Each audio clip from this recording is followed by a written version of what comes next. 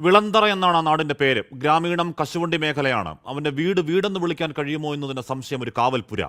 അച്ഛൻ മനോജ് മേശരിപ്പണിക്കും കൂലിപ്പണിക്കുമൊക്കെ പോയി അന്നന്നത്തെ അന്നത്തിന് എന്തെങ്കിലുമൊക്കെ വക കണ്ടെത്തുന്ന ഒരു പാവം പിടിച്ചവനാണ്. അടിസ്ഥാന വർഗം.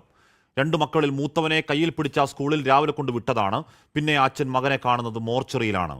8ാം ക്ലാസ്സുകാരൻ, നാടിന് പ്രിയപ്പെട്ടവൻ, മിടുക്കനൊരു കുഞ്ഞ് സ്കൂളിൽ പോയി ഏതോ ഒരു അപകടത്തിലങ്ങ് മരിച്ചു എന്ന് പറഞ്ഞു കളയരുത്. അക്ഷരം തെറ്റാതെ പറയണം. ഈ കഴിവുകെട്ട് ചത്തുപോയ സിസ്റ്റം അവനെ കൊലയ്ക്ക് കൊടുത്തതാണ്. ലജ്ജകെട്ട അനാസ്ഥയുടെ രക്തസാക്ഷിയാണ്. കുട്ടികളുടെ ജീവന് 10 പൈസയുടെ വില കൊടുക്കാതിരിക്കൽ ഇത്രമാത്രം അനാസ്ഥ മനുഷ്യസാധ്യമാണോ എന്ന സംശയം തോന്നിക്കുന്ന രീതിയിൽ ഒരു കൊലമരം കണക്കിയ ദൃശ്യങ്ങൾ കാണുന്നുണ്ട് പ്രേക്ഷകർ. നൂറുകണക്കിന് കുട്ടികൾ പഠിക്കുന്ന തേവലക്കര സ്കൂളിലെ മോന്തായത്തിന് മുകളിൽ തൊട്ടില്ലെന്ന മട്ടിൽ ഊഞ്ഞാല് കണക്കെ തൂങ്ങിയാടലാണ്. മാരക പ്രഹരശേഷിയിൽ വൈദ്യുതി പ്രവാഹമുള്ള ഒന്നല്ല, ചേർത്ത് കെട്ടിയ 4 കറണ്ട് കമ്പികൾ.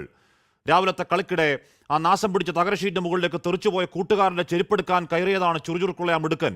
കാല് തന്നെയ വൈദ്യുത ലൈന് മുകളിലേക്ക് കമിഴ്ന്നു കിടക്കുന്ന ആ കുരുന്നിന്റെ ദൃശ്യങ്ങൾ ഒരിക്കൽ കൂടിയൊന്ന് കാണാവതല്ല. CPM നിയന്ത്രണത്തിലുള്ള ഭരണസമിതിയും അപകടാവസ്ഥ അറിഞ്ഞിട്ടും പിത്തം പിടിച്ച കണക്കൊന്നും ചെയ്യാതിരുന്ന KSEBയും ചേർന്ന കുരുന്നിനെ കൊലയ്ക്ക് കൊടുത്തതാണ്. കാരണക്കാരെ കഴുത്തിന് പിടിച്ച് പുറത്താക്കാൻ അമാന്തമുണ്ടായാൽ തെരുവിൽ പ്രതിഷേധം ഇരമ്പുന്നില്ലെങ്കിൽ നമ്മളൊക്കെ മനുഷ്യരാണോ? ആ സ്കൂൾ ഭരണസമിതി ഉപദേശക വിദ്വാൻ, അവിടുത്തെ ജില്ലാ പഞ്ചായത്ത് അധ്യക്ഷൻ, അയാൾ പറയലാണ്, അവബോധമില്ലാത്ത ആ വിദ്യാർത്ഥിയെ ഷീറ്റിൽ കയറി കാല് തെന്നിയപ്പോൾ കറണ്ട് കമ്പിയിൽ പിടിച്ചതാണത്രേ പ്രശ്നം.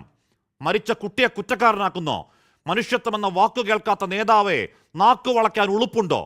ന്യായീകരണത്തിന്റെ ആദ്യ ഡോസയായിട്ടുള്ള ഉടൻ വരും ഒറ്റപ്പെട്ട സംഭവം.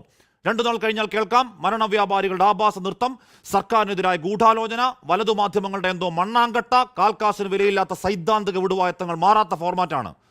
രാവിലെ തന്നെ കേട്ട ആ വാർത്ത, കാണുന്ന ദൃശ്യങ്ങൾ, ആ പാവം പിതാവിന്റെ പുത്രദുഃഖം, വേണ്ടപ്പെട്ട ഒരു കുട്ടി എന്ന മട്ടിൽ ഹൃദയം അങ്ങ് വേദനിക്കലാണ്. പ്രിയപ്പെട്ട കുഞ്ഞ് സുഖമായി ഉറങ്ങണം, നിനക്ക് സ്നേഹങ്ങൾ, ആദരങ്ങൾ, നെറുകയിൽ അന്ത്യചുംബനങ്ങൾ.